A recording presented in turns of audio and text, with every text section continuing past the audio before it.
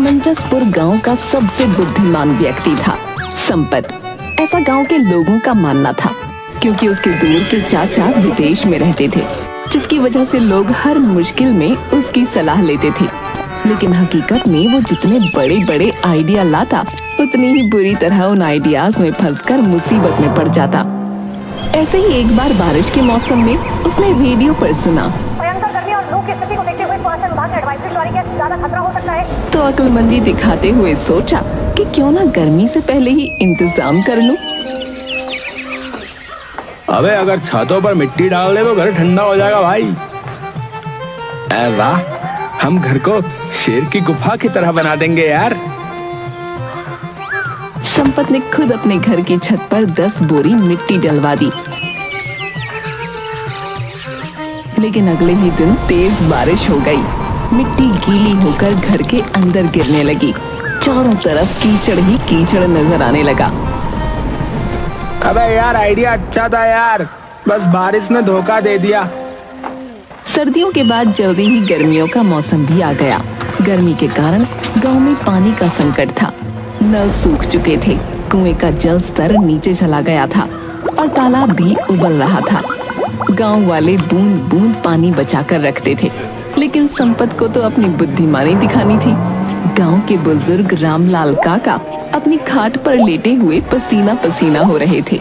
उनके पास बैठे थे मुकेश, संपत और पप्पू। गर्मी में सबसे बड़ी समस्या थी बिजली का जाना। रात को जैसे ही सब सोने की कोशिश करते, बिजली गुल हो जाती और पूरा गांव पसीने से तरबतर हो जाता। अब लगता है यार, गांव की बिजली भी हमारे साथ गर्मी की छुट्टियां मना रही है यार। सब हाथ पंखे लेकर हवा करने लगे, लेकिन ज्यादा देर तक हवा करना भी मुश्किल था। मेरा पंखा असली खजूर के पत्तों से बना है, इससे ज्यादा ठंडक आती है। अरे असली ठंडक तो बांस की चटाई वाले पंखे से आती है। हमारे समय में मोर पंखी पंखा होता था, वो सबसे बढ़िया था। अबे ये पंखा पुराण सुनाने की जगह कोई मुझे ही हिला दो, है? शायद ठंडक मिल जाए। अरे ये कौन सा जुल्म आ पड़ा है भैया। ऐसी गर्मी तो हमने अपने जमाने में कभी भी नहीं देखी। काका ओ काका, आप हर साल यही बोलते रहते हो। अरे पगले, पहले वाली गर्मी में और इस वाली गर्मी में जमीन आसमान का फर्क है बे। पहले सूरज इज्जत करता था, अब तो सीधा चमड़ी झुलसाने पे उतर आया है। हाँ चाचा, गांव के बच्चे जो दिन भर खेतों में खेला करते थे, अब नीम के पेड़ की छांव में दुबके पड़े हैं। कोई भी बाहर जाने की हिम्मत नहीं कर रहा। गांव में पानी का संकट इतना बढ़ गया है कि अब लोग चोरी चोरी दूसरों के घरों से पानी चुराने लगे। अरे ये तो बड़ी बुरी बात है यार। वैसे मैंने भी सुना है कि कल कोई आधी रात को पड़ोसी के नल से पानी भर रहा था और कोई गुपचुप जाकर दूसरे के घड़े से लोटे लोटे पानी निकाल रहा था। इसका ना बंदोबस्त करना ही पड़ेगा, बता रहा हूँ। पड़ा पड़ा सोता ही रहेगा कि पानी की व्यवस्था करेगा, मूर्ख कहीं के। अरे माँ, तुम समझती क्यों नहीं हो? मुझ पर सारे गांव की जिम्मेदारी है, समझा करो। ठीक है, तो मैं प्यासी ही मर जाती हूँ। सुबह पानी के टैंकर से सबने पानी भर लिया, पर तू आलसी सोता रहा। अरे अगर मैं रात के अंधेरे में चोरी चोरी पानी भर लूं तो कोई पकड़ेगा ही नहीं है।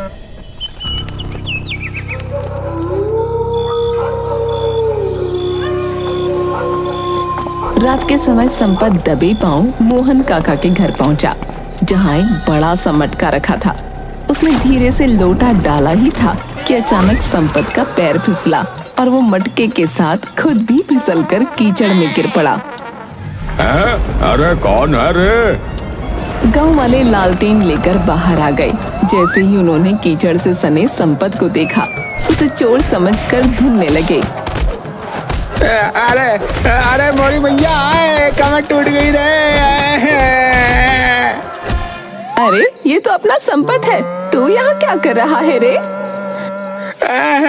चाची, मैं बस देख रहा था कि आपका मटका जो है सुरक्षित तो है। अबे मटके को देख रहा था या नहाने आया था? हाय दैया, मैंने तो पानी लाने को कहा था और तू नहाने ही बैठ गया। अरे पूरे गांव की जिम्मेदारी है ना मेरे ऊपर। संपत के बहाने सुनकर सब हंसने लगे। आखिरकार संपत पकड़ा गया। संपत की अच्छी पूजा की गई।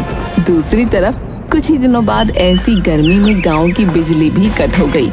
संपत ने फिर सबको समझाते हुए कहा, अरे भाइयों, मेरे चाचा विदेश में है, विदेश में सारी जिम्मेदारी मेरी है।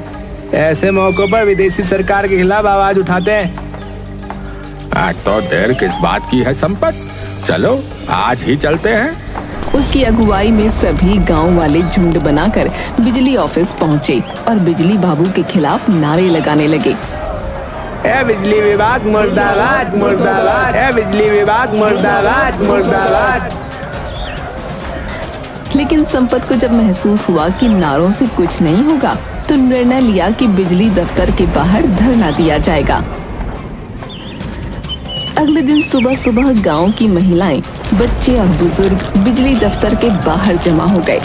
ये नारे लगाने लगे, ए बिजली विभाग मुर्दाबाद मुर्दाबाद, ए बिजली विभाग मुर्दाबाद मुर्दाबाद, ए बिजली विभाग मुर्दाबाद मुर्दाबाद। जब तक बिजली आएगी नहीं, धरना यहीं पर जारी रहेगा। बिजली चाहिए, तुरंत चाहिए। धरने पर बैठे लोगों के हाथ में अपने अपने पुराने पंखे थे, जिन्हें वो लगातार घुमा रहे थे, मगर फिर भी पसीना रुकने का नाम नहीं ले रहा था। ऐसी गर्मी तो मैंने अपने पूरे जीवन में नहीं देखी भैया। ये क्या हो रहा है भगवान? अबे भगवान को मत कोस, ये वही गर्मी है जो हर साल आती है, बस इस बार थोड़ी ज्यादा तीखी लग रही है।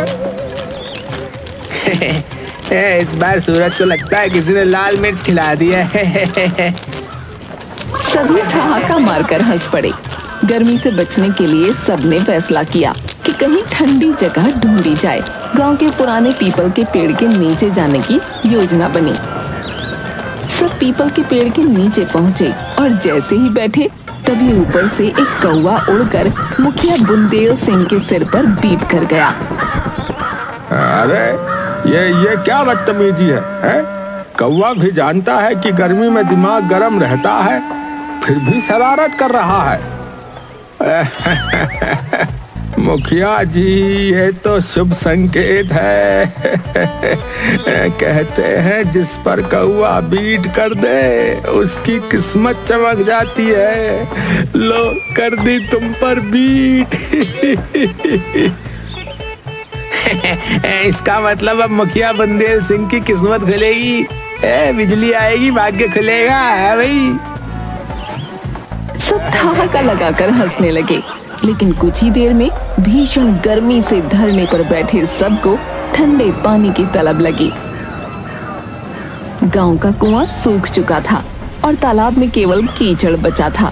हैंडपंप से भी गर्म पानी निकल रहा था। अरे ये पानी है या चाय का उबलता हुआ भगोना? धरने पर बैठे आधे से ज्यादा लोग ही बेहोश होने लगे। तब संपत ने आकर घोषणा कर दी, भैया ऐसा है, गर्मी के कारण धरना जो है ना स्थगित किया जाता है, लेकिन संघर्ष जारी रहेगा, बता रहे। गांव वाले ये सुनकर संपत को कोसते हुए अपने अपने घर लौट गए। बिजली नहीं आई, लोगों को लू लग गई अलग। जब गर्मी से बेहाल गांव वालों को किसी तरह भी ठंडक नसीब नहीं हुई, तब संपत, गोलू, पप्पू और बबलू ने एक अनोखी योजना बताई।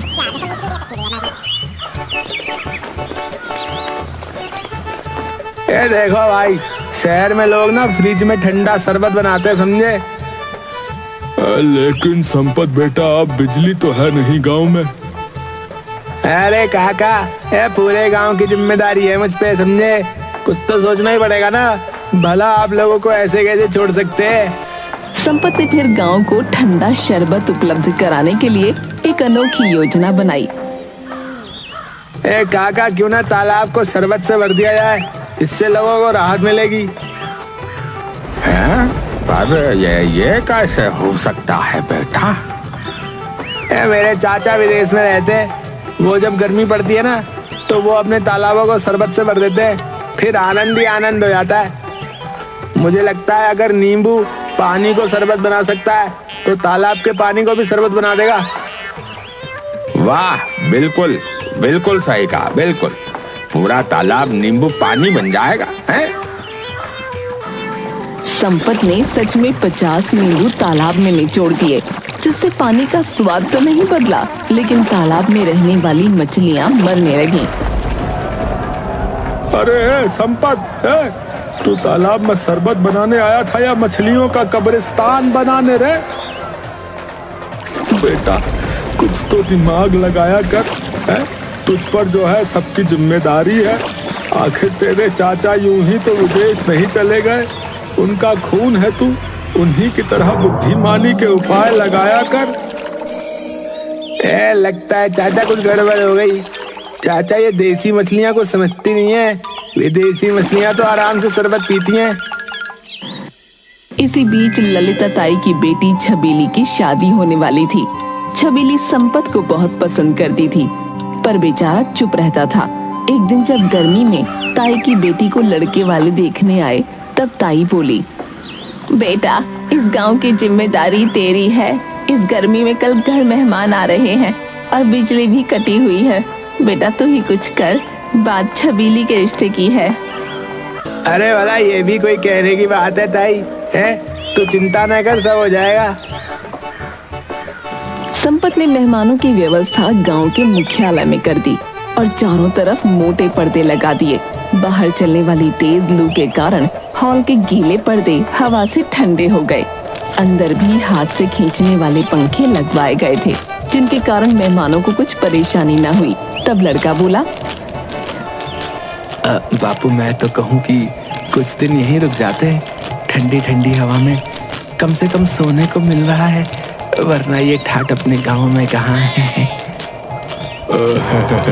ललिता बहन, आपने तो मेरे बेटे की इतनी सेवा कर दी है कि अभी तो वो इस गांव में 1-2 दिन और रहना चाहता है। तो फिर आप 1 दिन की और व्यवस्था कर दीजिए, हम 2 दिन में चले जाएंगे, हैं? उसकी बातें सुनते ही ललिता ताई और संपत दोनों के होश उड़ गए, क्योंकि ना तो पंखा चलने वाले लड़के और ना ही मर्दों को गीला करने वाले लोग मौजूद थे। गांव में पानी की कमी थी, इसलिए किसी को भी संपत का ये आइडिया पसंद नहीं आ रहा था। कुछ घंटे की बात कहकर संपत ने सबको मनाया था, पर फिर पूरी रात ये कार्यक्रम करना खेल नहीं था।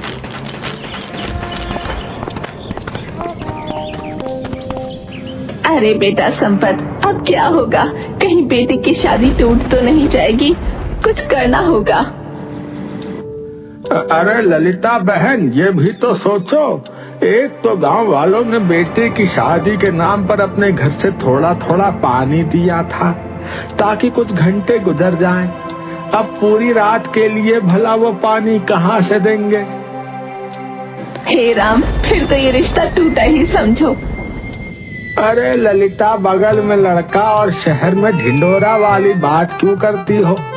अरे अपने संपत में क्या कमी है? छबीली की शादी संपत से क्यों नहीं कर देती? अरे रामू जी, मैं तो ये सोच रही थी कि ये बहुत बढ़िया रहेगा। अब तो संपत ही मेरी नैया पार लगाएगा। तब तक लड़के वाले जाकर ललिता ताई से कहते हैं, अरे बहन जी, ये कमरा आज कैसा बन गया? कुछ देर पहले तो यहाँ जन्नत थी, अब ये तंदूर नजर आ रहा है। अरे समधी जी, अब आपकी इज्जत इसी में है कि आप अपनी इज्जत बचाकर चले जाएं। हमने अपनी बेटी के लिए दूसरा लड़का ढूंढ लिया है। हमें आपके घर अपनी बेटी नहीं भेजनी। अब तो यहाँ से आप 9-2-11 ही हो जाइए। लड़के को रामू काका की बात सुनकर बड़ा गुस्सा आया, वहाँ से चला गया। ललिता ताई भागते हुए संपत के पास पहुंची और बोली, बेटा संपत, अब तो हमारी इज्जत तुम ही बचा सकते हो। मैंने फैसला कर लिया है, मेरी बेटी छबीली की शादी उस मुहूर्त पर तुमसे ही होगी। तुम्हें ऐसे कोई एतराज तो नहीं ना? संपत को तो मानो मुंह मांगी मुराद मिल गई। उसके दिल में लड्डू फूटने लगे। वो तो पहले से ही छबीली को पसंद करता था। वो बोला, अरे मुझे भला क्या एतराज होगा है? और संपत ने शादी के लिए हाँ कर दी।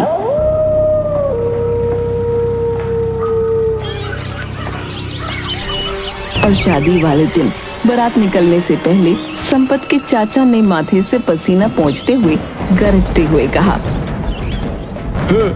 बारात नहीं निकलेगी, हाँ नहीं निकलेगी। रेडियो में आज दोपहर में 45 डिग्री तापमान का ऐलान हुआ है। ऐसे में निकले तो बारात में हम लोग नहीं बल्कि भुने मुर्गे पहुंचेंगे, बता रहे हैं। हाँ। पूरे गांव में हड़कंप मच गया। दूल्हा संपत चौंक गया। अरे ये क्या कह रहे हो चाचा, बारात काहे को नहीं निकलेगी? बेटा, हम बारात निकालेंगे तो वापस घर आने के लायक नहीं रहेंगे। इतने गर्म तंदूर में आदमी पक जाता है। बारात तो बारबेक्यू बन जाएगी बेटा। अरे बेटा देख जरा, अभी से इतना पसीना बह रहा है, पहुंचते पहुंचते तो तेरा सेहरा भीग कर लटक जाएगा। गर्मी से राहत पाने के लिए संपत के दोस्त बबलू ने एक अनोखा उपाय सोचा। उसने एक बड़ा मिट्टी का घड़ा लिया, उसमें बर्फ डालकर एक पुराने पंखे के सामने रख दिया। हेलो चाचा, आप ठंडे हो जाओ, अब ये बना हमारा देसी कूलर, अब बारात ले चलो ना। कुछ देर राहत मिली पर नतीजा वही टाई टाई फिर। हलवाई अलग परेशान हो रहे थे। गर्मी की वजह से रसगुल्ले रस में बदल रहे थे और गुलाब जामुन सूख कर काले पड़ रहे थे। मैं तो जाऊंगा, छबीली मेरा इंतजार करती होगी। बापू बारात कैसे नहीं निकलेगी बता रहा हूँ। अरे घन चक्कर ज्यादा आशिक मत बन। हाँ, छबीली अब तक धूप में कबीली बन चुकी होगी। बे आया बड़ा कहीं का। मुझे ही कुछ करना पड़ेगा। हाँ हाँ, तू ही बोलता है ना कि सारे गांव की जिम्मेदारी तेरी रहती है, तो इस शादी की भी जिम्मेदारी तेरी ही हुई, समझा? अब बता क्या करें? बुरा मत मानो चाचा, तो एक बात कहूँ, अगर घोड़ी को गीले कपड़े से ढक दे तो शायद वो गर्मी बर्दाश्त कर ले। संपत की बात सबको ठीक लगी। संपत को घोड़ी पर बैठाकर जैसे ही घोड़ी पर पानी डाला गया, गर्मी में परेशान पानी से भीगी घोड़ी बिदक गई और सीधा भाग निकली। कुछ ही दूर पर दूल्हा संपत भी पड़ा नजर आ रहा था और चाचा जी भी घोड़ी को पकड़ने के चक्कर में खुद अपनी धोती को फंसाकर चारों खाने चित्त हो गए। किसी तरह उन्हें घर लाया गया और उस दिन उन्हीं की बात होती रही। अगले दिन सभी औरतें बातें करने लगी। अरे यहाँ जो कुछ हुआ सो हुआ। बहनों, सुना है गांव में पानी की इतनी किल्लत हो गई है कि लोगों को घंटों लाइन में लगना पड़ता है। लेकिन कुछ लोगों ने नया तरीका निकाल लिया, वे नल के पास ही चटाई बिछाकर बैठने लगे हैं। अरे तो फिर हमें देर नहीं करनी चाहिए। फुलवा चाची, ललिता ताई और संपत की अम्मा ने नल के पास अपनी अपनी जगह पक्की कर ली। सुबह से शाम तक वहीं बैठकर वे नल पर आने वाले हर इंसान की खबर लेती।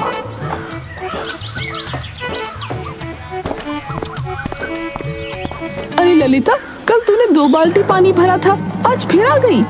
अरे चाची क्या करूं, पसीने से ज्यादा ही नहा रही हूँ। गोलू और पप्पू ने सोचा कि वे भी अपनी बारी जल्दी लेंगे। उन्होंने वहां आकर अपना तौलिया डाल दिया ताकि लगे कि उनकी जगह पक्की है। लेकिन जब वो 2 घंटे बाद लौटे तो उनका तौलिया गायब था और उसकी जगह रामलाल काका की लुंगी टंगी थी। अरे ये हमारी जगह थी। अबे, पानी की लाइन में पहले आओ और पहले पाँव चलता है, समझे? इसी तरह गर्मी के कहर को सहते हुए गांव वालों ने अचानक एक दिन देखा कि आसमान काले काले बादलों से भर गया है। जोरदार बरसात होने वाली है, जिसके साथ ही सभी गांव वाले अपने हर दुख सुख को भूलकर नहाने लगे। बरसात का मौसम शुरू हो गया था।